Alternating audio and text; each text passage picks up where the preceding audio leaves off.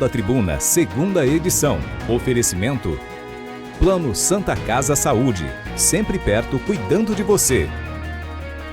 E Hipercap Litoral. No próximo domingo você pode ganhar R$150 mil no quarto sorteio. Boa noite. O adeus ao santista Bruno Covas, que desde muito pequeno chamava a atenção pela empatia, inteligência e o gosto pela política. A Polícia Rodoviária Federal fez a maior apreensão de cocaína do ano no Vale do Ribeira. Centenas de quilos da droga escondidos em compartimentos falsos de uma carreta. Grávidas e mulheres que tiveram filhos nos últimos 45 dias com comorbidades começaram a ser vacinadas hoje com a Coronavac. O guarujaense Charles do Bronx é o melhor lutador do mundo no peso leve. Na volta para casa, teve desfile no carro dos bombeiros com um cinturão de campeão. O JT2 traz esses e outros destaques.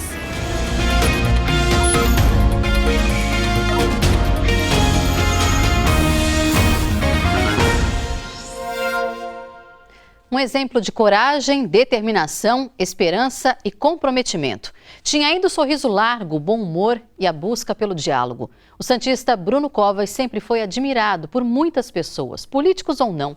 E isso desde pequeno. A partida precoce do jovem prefeito que governava a maior e principal cidade do país causou muita comoção. Além da luta pela doença, a relação com o filho Tomás, sempre afetuosa, de muito carinho, chamava a atenção. Na reportagem do Rodrigo Nardelli e do Fábio Pires, você vai conhecer um pouco mais sobre como desde cedo Bruno já mostrava toda a sua vocação para a política. O túmulo da família Covas ficou pequeno para tantas homenagens. Bruno foi sepultado no mesmo lugar que o avô, no cemitério do Paquetá. Mas há alguns anos, o ex-governador Mário Covas foi transferido para este outro jazigo, no mesmo cemitério. Bruno nasceu no Hospital dos Estivadores no dia 7 de abril de 1980, às 7h30 da noite. Desde pequeno, era um grude com os avós maternos. Cresceu no bairro da Aparecida, ia e voltava da escola com a mãe e a professora do Jardim 3. Ele era uma criança extremamente inteligente, educada e, acima de tudo, ético. Além de ser sempre bem-humorado. Ele nunca se vangloriou por conta disso, de ser o acompanhante da professora, que ia embora com a professora e vinha para a escola. Com tantas idas e vindas, mãe e professora viraram amigas. E a tia Júnia da escola virou a amiga Júnia do Bruno Covas, adulto. Eu sei que depois a mãe dele encadernou os cadernos, pôs uma capa dura, fez como se fosse um livro. E ele se vangloriava da letra que ele tinha, que era maravilhosa, e mostrava, fazia questão de todo mundo que ia na casa dele mostrar o livro que ele tinha sido alfabetizado. Na escola onde foi alfabetizado, só notão. Era raríssimo tirar alguma nota abaixo de 8. Na formatura do Jardim da Infância, uma ilustre presença foi registrada.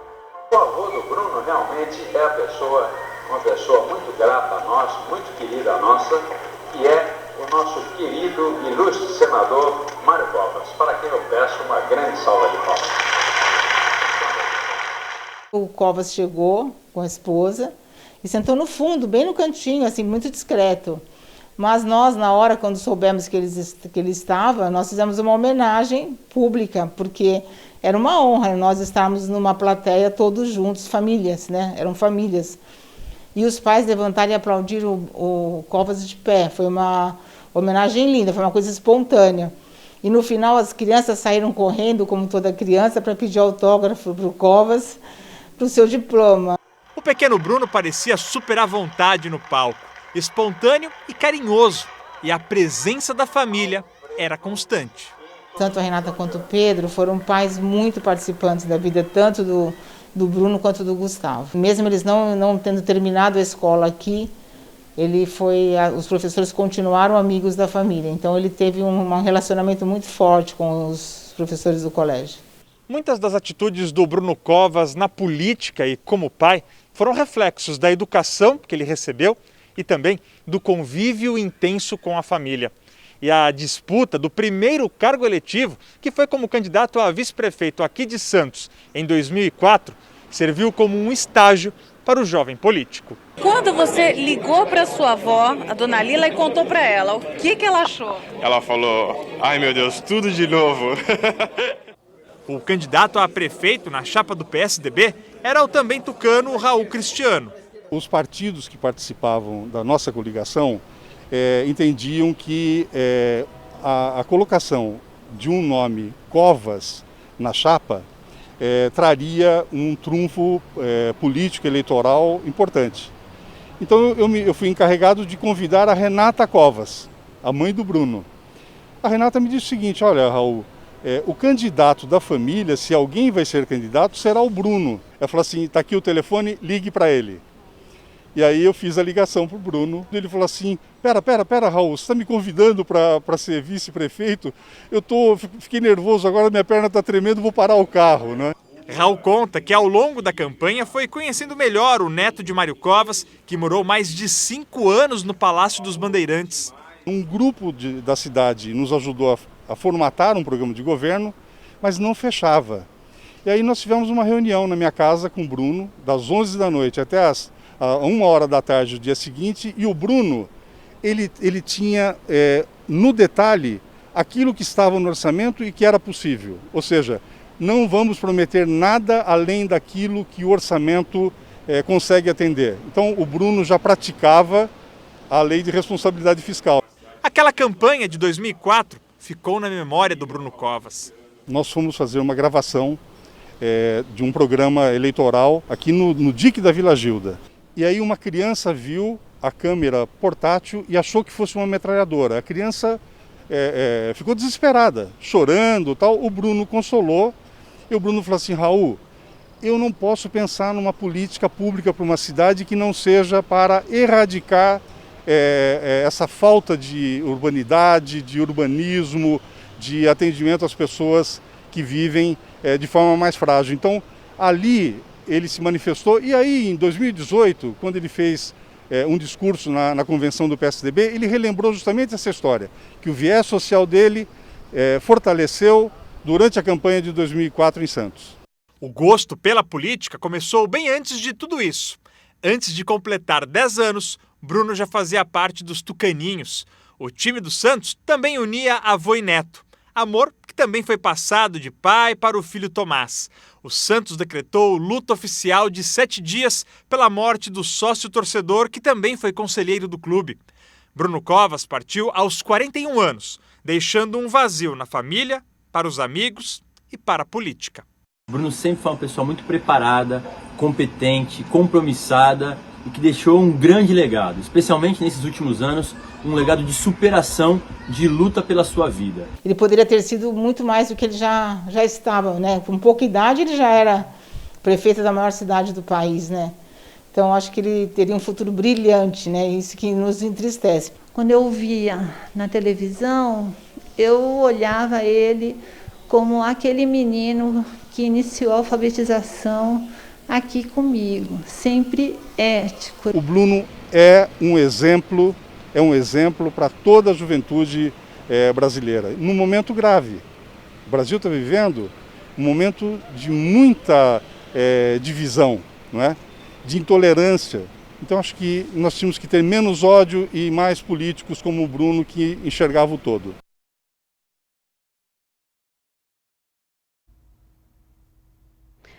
Amanhã, por causa da passagem de uma frente fria fraca, os ventos sopram do mar e por isso a umidade fica bastante elevada e o sol aparece sempre entre muitas nuvens. Há condições para chuva a qualquer momento. Vamos ver mais detalhes na previsão do tempo. Amanhã pode chuviscar em vários períodos do dia por causa de áreas de instabilidade que se formam. Em São Vicente, os termômetros devem marcar 22 graus. Em Santos, a temperatura deve atingir nesta madrugada 17 graus.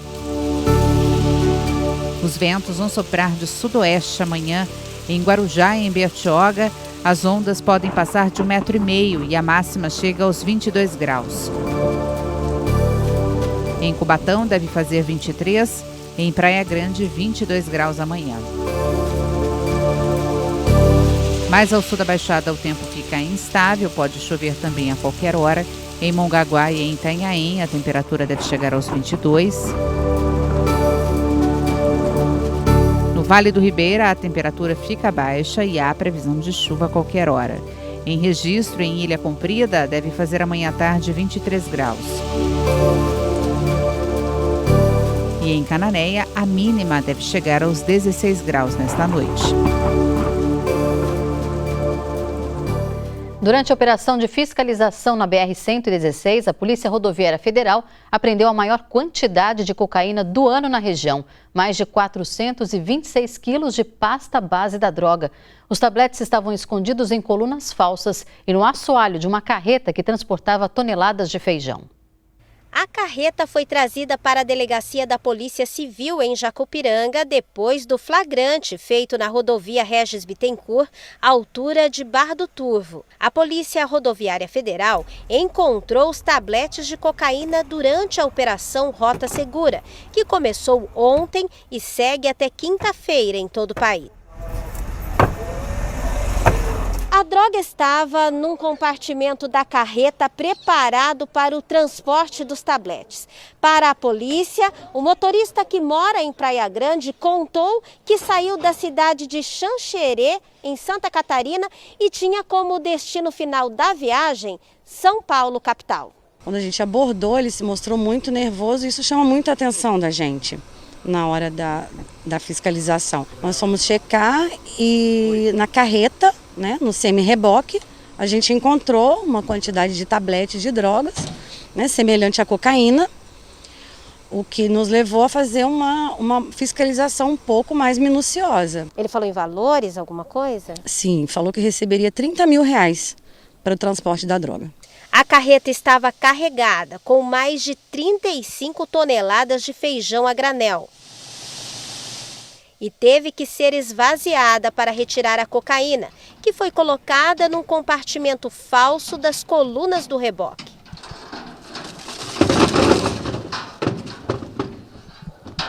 No entanto, essa carreta está carregada com uma carga de feijão, aparentemente ilícita.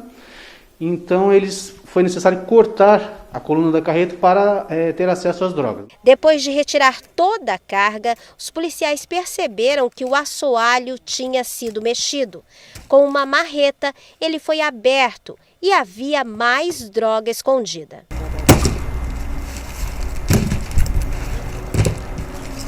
Foram encontrados 419 tabletes de cocaína, que somaram mais de 425 quilos da droga. Segundo a polícia, o motorista de 66 anos, que foi preso, tem passagem por outro crime. Até o momento conseguimos levantar que ele já puxou cadeia por roubo de carga, mas há alguns anos atrás. Já cumpriu pena por isso. Nesse momento ele está sendo indiciado por tráfico de drogas, vai permanecer apreendido e sendo encaminhado os autos ao Poder Judiciário.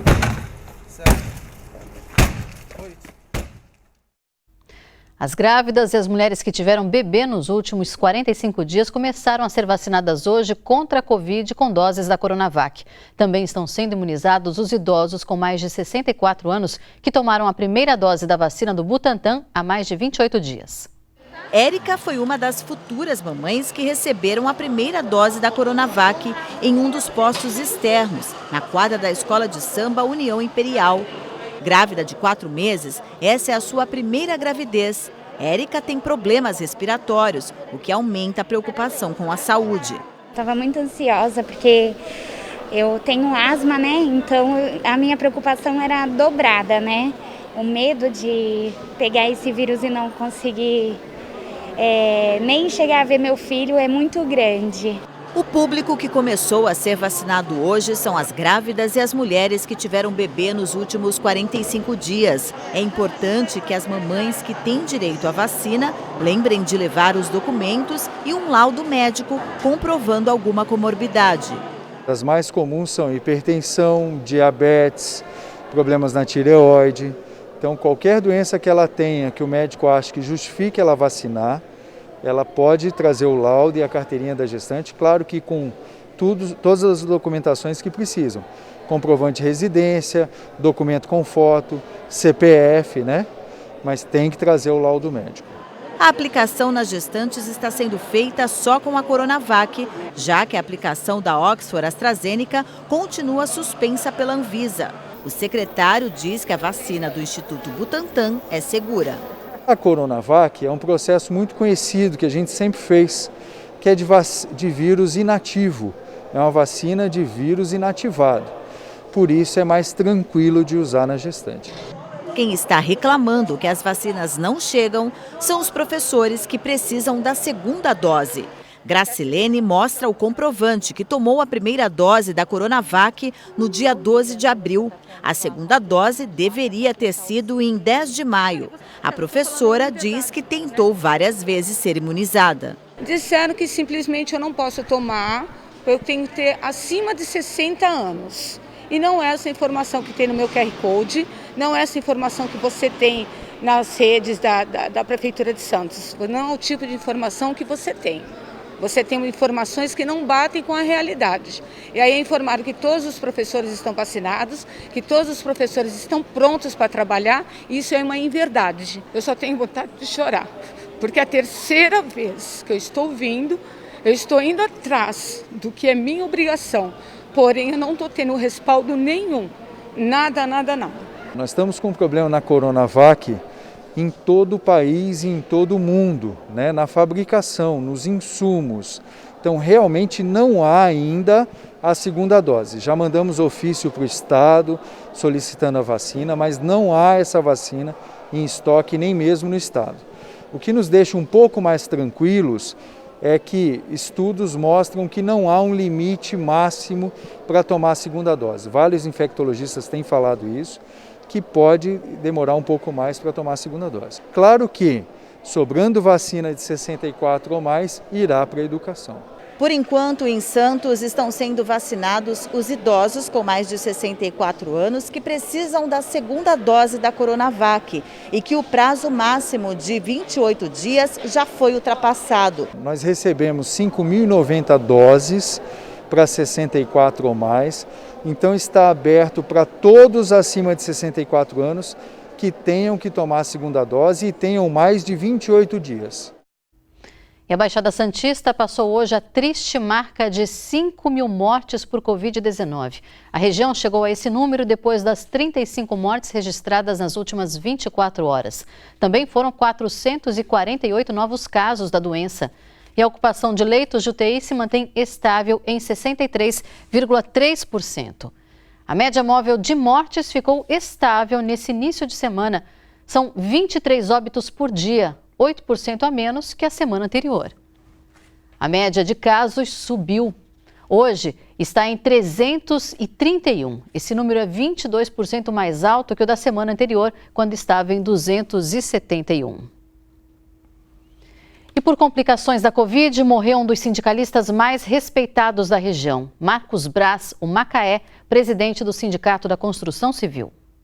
Macaé foi enterrado nesta tarde no cemitério da Areia Branca. Ele tinha 63 anos e estava internado desde março na Santa Casa de Santos com Covid.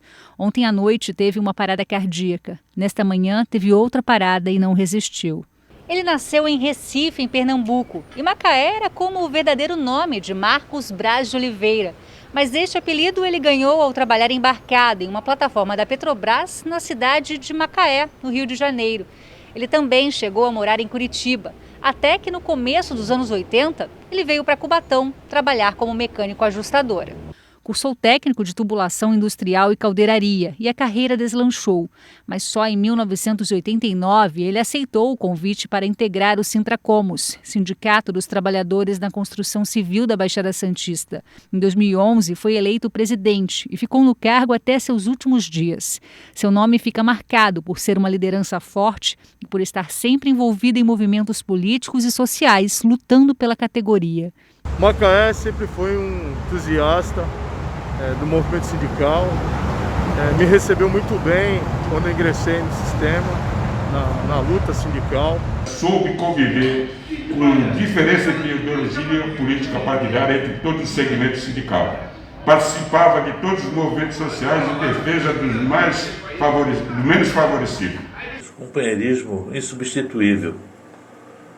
É mais uma vítima dessa doença, mostrando que cada vez mais todos nós devemos estar unidos contra qualquer negacionismo.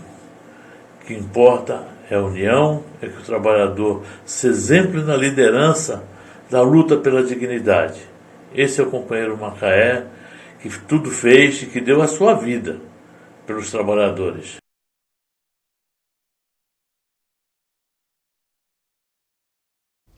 E no próximo bloco, destaque para o esporte, você vai ver como foi a recepção ao guarujaense Carlos do Bronx, campeão mundial do UFC.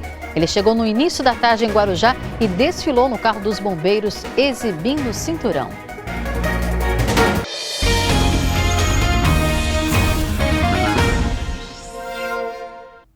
No final da manhã, um acidente envolvendo 4 carretas aconteceu na altura do quilômetro 45, na pista de descida. Segundo a concessionária que administra a rodovia, uma carreta apresentou problemas mecânicos e bateu na lateral de outra carreta, que em seguida atingiu mais 2. O trecho ficou interditado porque vazou produto químico na pista. A CETESB esteve no local, ninguém ficou ferido. O engavetamento gerou mais de 13 quilômetros de congestionamento. Hoje teve vistoria nos trechos em obras para a expansão do VLT. Sobre o assunto, vamos falar agora com a Adriana Coutinho. Boa noite, Adriana. Onde foi essa vistoria?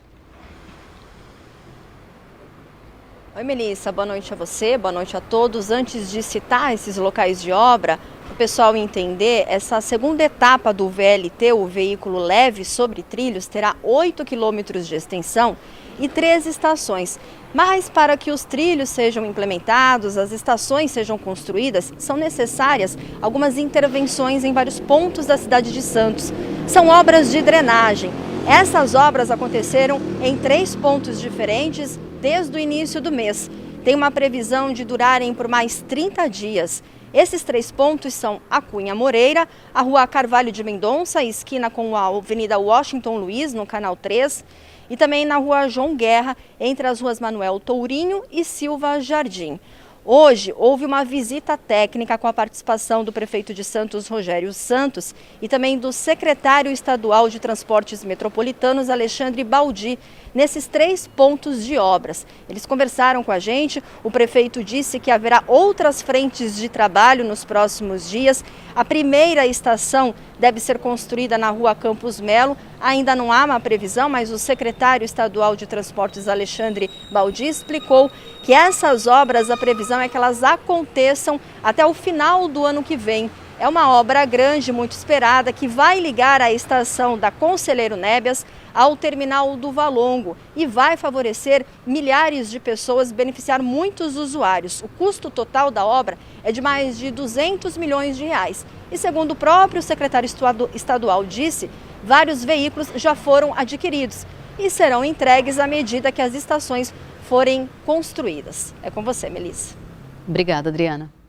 E tem recado para o motorista que circula em São Vicente. Amanhã, das 8h30 da manhã às 2 da tarde, a Avenida Newton Prado será fechada para serviços de manutenção da Companhia de Energia. A Ponte Pênsil vai ficar liberada só no sentido Japuí Centro. O motorista que usa a Avenida Newton Prado em direção ao Gonzaguinha vai ter como rota alternativa a Rua do Colégio. E para quem vai sentido Praia Grande, deverá acessar a Ponte do Mar Pequeno. Agora vamos falar de esporte. Primeiro, futebol. O Santos já está na Bolívia, chegou ontem para enfrentar amanhã o The Strongest. A partida está marcada para as 7h15 da noite em La Paz, numa altitude de mais de 3.600 metros. Marinho está machucado e não viajou com a equipe. Essa é a 5ª rodada da fase de grupos da Libertadores. O Santos é o 2º colocado do Grupo C com 6 pontos. O técnico Fernando Diniz, expulso contra o Boca Juniors, terá de cumprir suspensão. A equipe deverá ser comandada pelo auxiliar Márcio Araújo. Parabéns para o Charles. E o JT2 terminou. Daqui a pouco eu volto com o resumo do dia. Uma boa noite para você e até já.